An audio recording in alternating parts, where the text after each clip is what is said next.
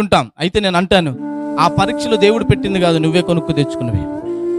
18 రూపాయలు పెట్టి కొట్టుకాడ కొనుక్కు తెచ్చుకున్నావు.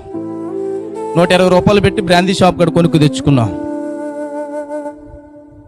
15 రూపాయలు పెట్టి పాన్ పరాక్ షాప్ కాడ దగ్గర కొనుక్కు తెచ్చుకున్నావు. ఇవన్నీ నువ్వు కొనుక్కు తెచ్చుకున్నవి నీ దేహమందు. అది నిన్ను బలహీనపరిచింది. నీ తల్లిదండ్రులు అడగడానికి లేదు, అడిగితే వారి మీద తిరగబడ్డావు. నీ భర్త అడగడానికి లేదు, అడిగితే వారి మీద తిరగబడ్డావు. నీ భార్య అడగడానికి లేదు, అడిగితే వారి మీద తిరగబడ్డావు. ఏయ్ నా ఇష్టం అన్నావు. అన్నదమ్ముల భయం లేదు, పెద్దల భయం లేదు, అయిన వారి భయం లేదు, ఎవరు భయం లేకుండా నీ ఇష్టానుసారంగా నీ దేహమును ఖర్చు పెట్టావు. నీకున్న ఫ్రీడమ్ పాడు చేసుకోవడానికి కాదు నాన్న, బాగు చేసుకోవడానికి,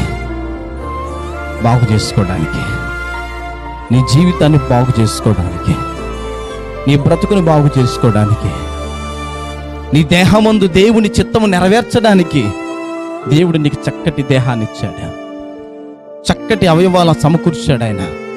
నీవు వాటిని పాడు చేసుకోవద్దు.